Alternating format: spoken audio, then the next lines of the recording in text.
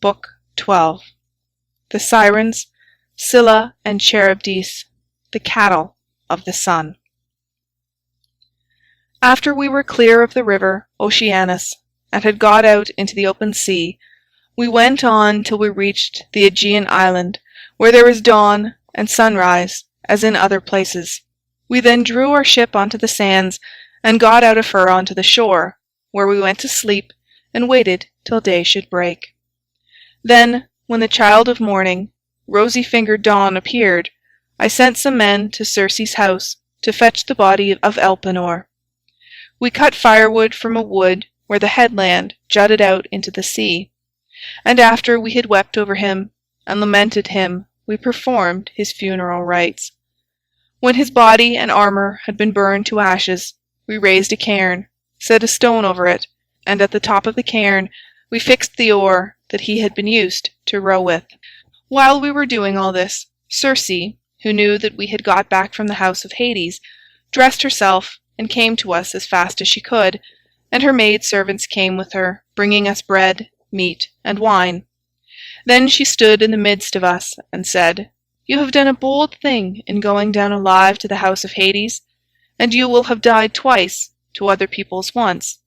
Now then, stay here for the rest of the day, feast your fill, and go on with your voyage at daybreak tomorrow morning. In the meantime, I will tell Ulysses about your course, and will explain everything to him, so as to prevent your suffering from misadventure either by land or by sea." We agreed to do as she had said, and feasted through the livelong day to the going down of the sun. But when the sun had set, and it came on dark, the men laid themselves down to sleep by the stern cables of the ship. Then Circe took me by the hand, and bade me be seated away from the others, while she reclined by my side, and asked me all about our adventures. "So far so good," said she, when I had ended my story. "And now, pay attention to what I am about to tell you.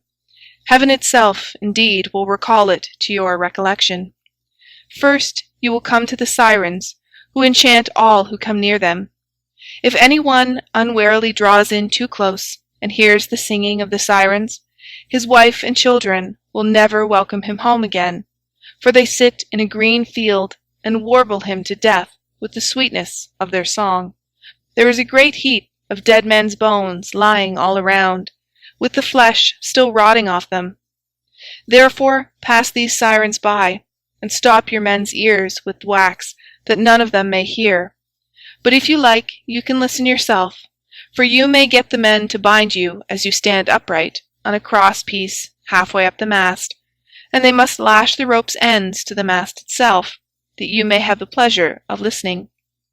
If you beg and pray the men to unloose you, then they must bind you faster. When your crew have taken you past these Sirens, I cannot give you coherent directions as to which of two courses you are to take. I will lay the two alternatives before you, and you must consider them for yourself. On the one hand, there are some overhanging rocks, against which the deep blue waves of the Amphitrite beat with terrific fury. The blessed gods call these rocks the Wanderers. Here not even a bird may pass, no, not even the timid doves that bring ambrosia to Father Jove, but the sheer rock always carries off one of them, and Father Jove has to send another to make up their number. No ship that ever yet came to these rocks has got away again, but the waves and whirlwinds of fire are freighted with wreckage and with the bodies of dead men. The only vessel that ever sailed and got through was the famous Argo on her way home from the house of Aeetes, and she too would have gone against these great rocks, only that Juno piloted her past them for the love she bore to Jason. Of these two rocks, the one reaches heaven, and its peak is lost in a dark cloud. This never leaves it, so that the top is never clear, not even in summer and early autumn. No man, though he had 20 hands and 20 feet, could get a foothold on it and climb up, for it runs sheer up, as smooth as though it had been polished. In the middle of it there is a large cavern, looking west and turned towards Erebus. You must take your ship this way, but the cave is so high up that not even the stoutest archer could send an arrow into it. Inside, the Scylla sits and yelps with a voice that you might take to be that of a young hound, but in truth she is a dreadful monster, and no one, not even a god, could face her without being terror-struck. She has 12 misshapen feet, and 6 necks of the most prodigious length, and at the end of each neck she has a frightful head with 3 rows of teeth in each, all set very close together, so that they would crunch anyone to death in a moment. And she sits within her shady cell, thrusting out her heads and peering all around the rock, fishing for dolphins or dogfish or any larger monster that she can catch, of the thousands with which Amphitrite teems. No ship ever yet got past her without losing some men, for she shoots out all her heads at once, and carries off a man in each mouth. You will find the other rock lie lower, but they are so close together that there is not more than a bow-shot between them. A large fig tree in full leaf grows upon it, and under it lies the sucking whirlpool of Charybdis. 3 times in a day does she vomit forth her waters, and 3 times she sucks them down again. See that you be not there when she is sucking, for if you are, Neptune himself could not save you. You must hug the Scylla side, and drive ship by as fast as you can, for you had better lose 6 men than your whole crew. Is there no way, said I, of escaping Charybdis, and at the same time keeping Scylla off when she is trying to harm my men? You daredevil, replied the goddess. You are always wanting to fight somebody or something. You will not let yourself be beaten even by the immortals, for Scylla is not mortal. Moreover, she is savage, extreme, rude, cruel, and invincible. There is no help for it, for if you dawdle about her rock while you are putting on your armor, she may catch you with a second cast of her 6 heads, and snap up another 6 of your men.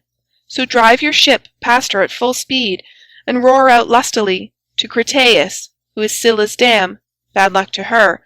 She will then stop her from making a second raid upon you.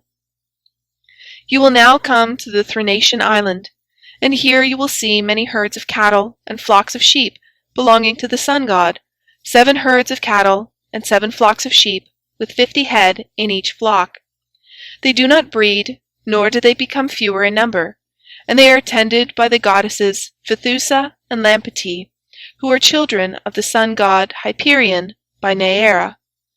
Their mother, when she had borne them and had done suckling them, sent them to the Thrinacian island, which was a long way off, to live there and look after their father's flocks and herds. If you leave these flocks unharmed, and think of nothing but getting home, you may yet, after much hardship, reach Ithaca. But if you harm them, then I forewarn you of the destruction both of your ship and of your comrades, and even though you may yourself escape, you will return late, in bad plight, after losing all your men. Here she ended, and dawn enthroned in gold began to show in heaven, whereon she returned inland. I then went on board and told my men to loose the ship from her moorings, so they at once got into her, took their places, and began to smite the grey sea with their oars. Presently the great and cunning goddess Circe befriended us with a fair wind that blew dead aft, and stayed steadily with us, keeping our sails well filled, so we did whatever wanted doing to the ship's gear, and let her go as wind and helmsman headed her. Then, being much troubled in mind, I said to my men, My friends, it is not right that 1 or 2 of us alone should know the prophecies that Circe has made me. I will therefore tell you about them, so that whether we live or die, we may do so with our eyes open. First, she said we were to keep clear of the sirens, who sit and sing most beautifully in a field of flowers, but she said I might hear them myself, so long as no one else did. Therefore, take me and bind me to the crosspiece, halfway up the mast. Bind me as I stand upright, with a bond so fast that I cannot possibly break away, and lash the rope's ends to the mast itself. If I beg and pray you to set me free, then bind me more tightly still. I had hardly finished telling everything to the men before we reached the island of the 2 sirens, for the wind had been very favourable. Then, all of a sudden, it fell dead calm. There was not a breath of wind nor a ripple upon the water. So the men furled the sails and stowed them. Then, taking to their oars, they whitened the water with the foam they raised in rowing. Meanwhile, I took a large wheel of wax and cut it up small with my sword. Then I kneaded the wax in my strong hands till it became soft, which it soon did between the kneading and the rays of the sun-god's son of Hyperion. Then I stopped the ears of all my men, and they bound me hands and feet to the mast, as I stood upright on the cross-piece. But they went on rowing themselves. When we had got within earshot of the land, and the ship was going at a good rate, the sirens saw that we were getting inshore, and began with their singing. "Come here," they sang, "renowned Ulysses, honour to the Achaean name, and listen to our two voices. No one ever sailed past us without staying to hear the enchanting sweetness of our song.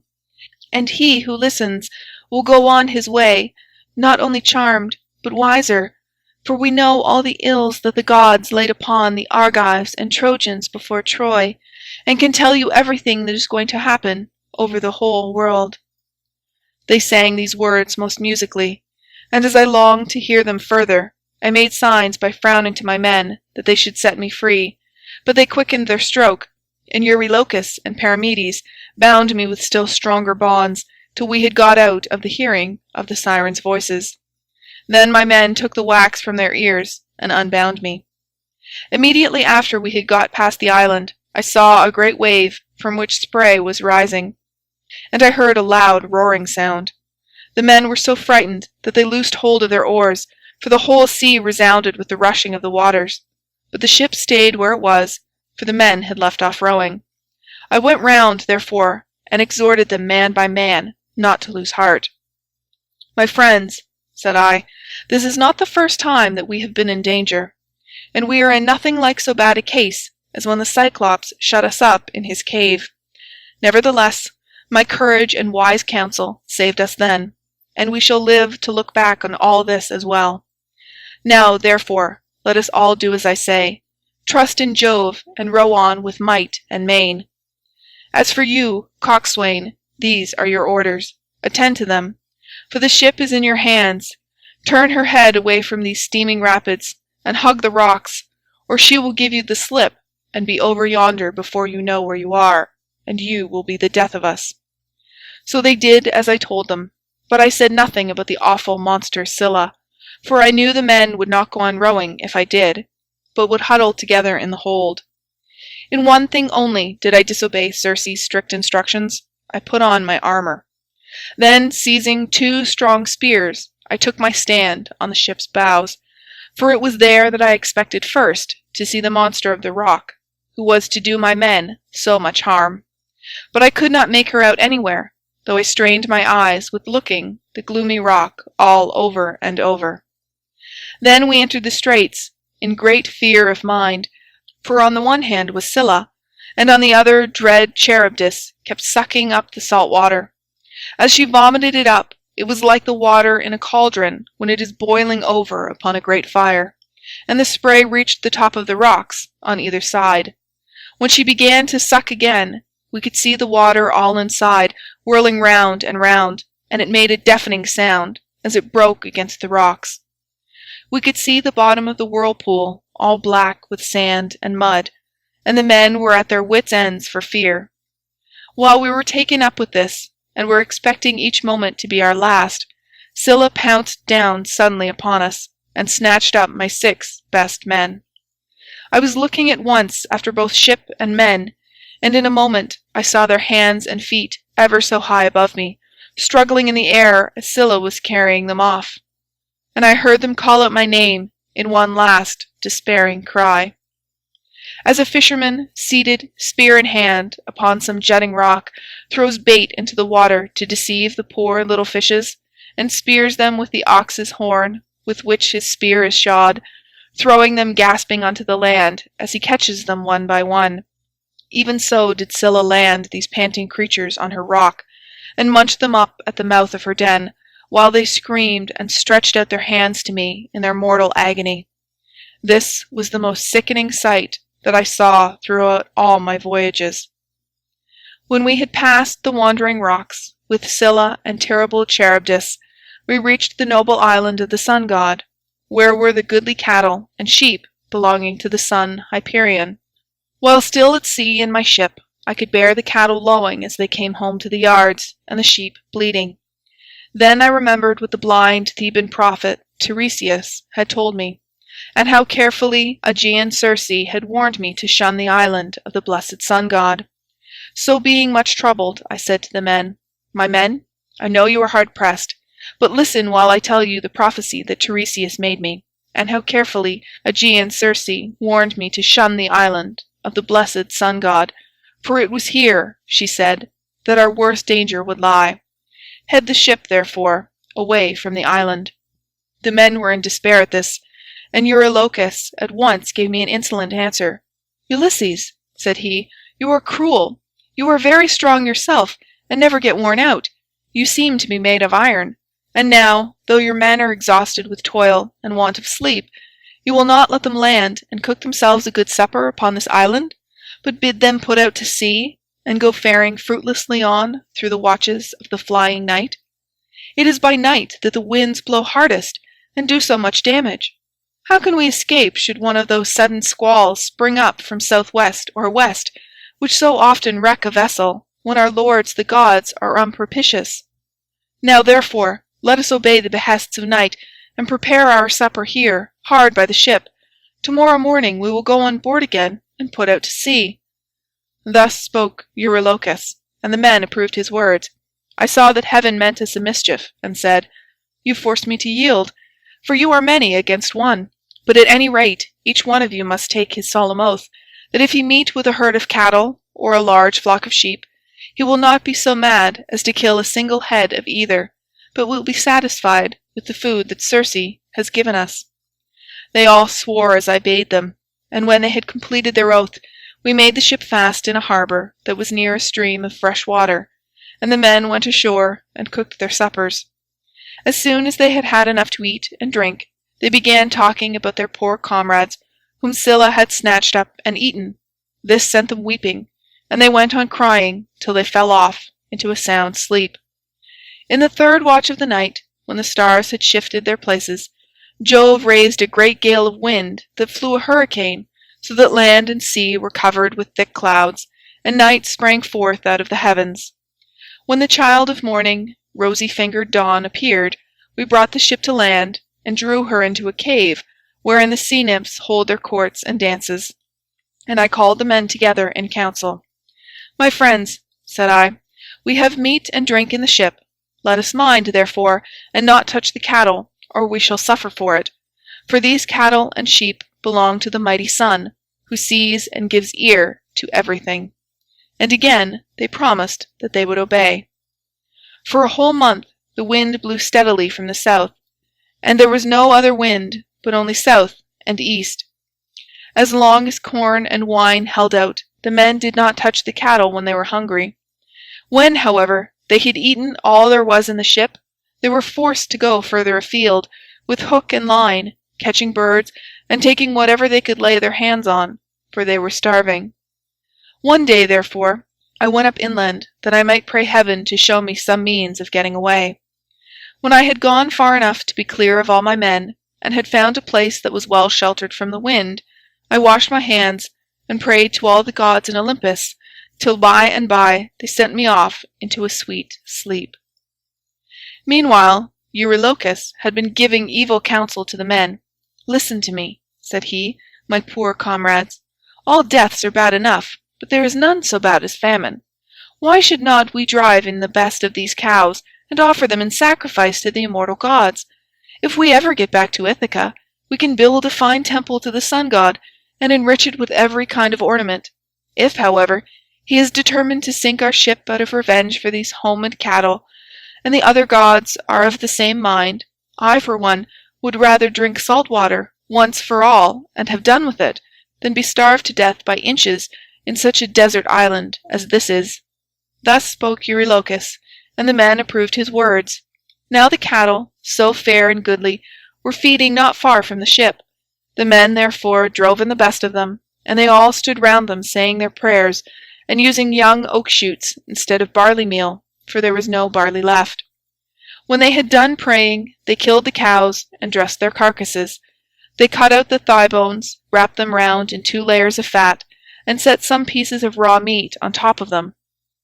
They had no wine with which to make drink offerings over the sacrifice while it was cooking, so they kept pouring on a little water from time to time, while the inward meats were being grilled. Then, when the thigh bones were burned, and they had tasted the inward meats, they cut the rest up small, and put the pieces upon the spits. By this time my deep sleep had left me, and I turned back to the ship and to the seashore. As I drew near, I began to smell hot roast meat, so I groaned out a prayer to the immortal gods. "Father Jove," I exclaimed, "and all you other gods who live in everlasting bliss, you have done me a cruel mischief by the sleep into which you have sent me. See what fine work these men of mine have been making in my absence." Meanwhile, Lampetie went straight off to the sun, and told him we had been killing his cows, whereon he flew into a great rage, and said to the immortals, "Father Jove, and all you other gods who live in everlasting bliss, I must have vengeance on the crew of Ulysses' ship. They have had the insolence to kill my cows, which were the one thing I loved to look upon, whether I was going up heaven or down again. If they do not square accounts with me about my cows, I will go down to Hades, and shine there among the dead." "Sun," said Jove, "go on shining upon us gods and upon mankind over the fruitful earth. I will shiver their ship into little pieces with a bolt of white lightning as soon as they get out to sea." I was told all this by Calypso, who said she had heard it from the mouth of Mercury. As soon as I got down to my ship and to the seashore, I rebuked each one of the men separately, and we could see no way out of it, for the cows were dead already. And indeed the gods began at once to show signs and wonders among us, for the hides of the cattle crawled about, and the joints upon the spits began to low like cows, and the meat, whether cooked or raw, kept on making a noise, just as cows do. For 6 days my men kept driving in the best cows and feasting upon them, but when Jove, the son of Saturn, had added a 7th day, the fury of the gale abated. We therefore went on board, raised our masts, spread sail, and put out to sea. As soon as we were well away from the island, and could see nothing but sky and sea, the son of Saturn raised a black cloud over our ship, and the sea grew dark beneath it. We did not get on much further, for in another moment we were caught by a terrific squall from the west that snapped the forestays of the mast so that it fell aft, while all the ship's gear tumbled about at the bottom of the vessel. The mast fell upon the head of the helmsman in the ship's stern, so that the bones of his head were crushed to pieces, and he fell overboard as though he were diving, with no more life left in him. Then Jove let fly with his thunderbolts, and the ship went round, and was filled with fire and brimstone as the lightning struck it. The men all fell into the sea. They were carried about in the water round the ship, looking like so many seagulls, but the god presently deprived them of all chance of getting home again. I stuck to the ship till the sea knocked her sides from her keel, which drifted about by itself, and struck the mast out of her in the direction of the keel, but there was a backstay of stout ox-thong still hanging about it, and with this I lashed the mast and keel together, and getting astride of them was carried wherever the winds chose to take me. The gale from the west had now spent its force, and the wind got into the south again, which frightened me lest I should be taken back to the terrible whirlpool of Charybdis. This, indeed, was what actually happened, for I was borne along by the waves all night, and by sunrise had reached the rock of Scylla and the whirlpool. She was then sucking down the salt sea water, but I was carried aloft toward the fig tree, which I caught hold of and clung on to like a bat. I could not plant my feet anywhere so as to stand securely, for the roots were a long way off, and the boughs that overshadowed the whole pool were too high, too vast, and too far apart for me to reach them. So I hung patiently on, waiting till the pool should discharge my mast and raft again, and a very long while it seemed.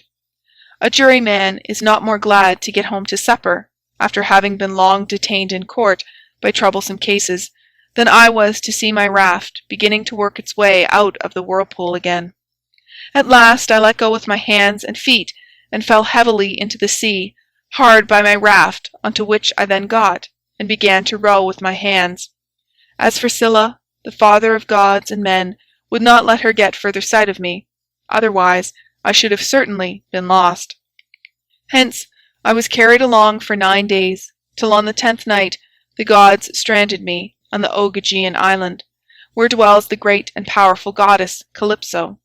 She took me in, and was kind to me, but I need say no more about this, for I told you and your noble wife all about it yesterday, and I hate saying the same thing over and over again. End of Book 12.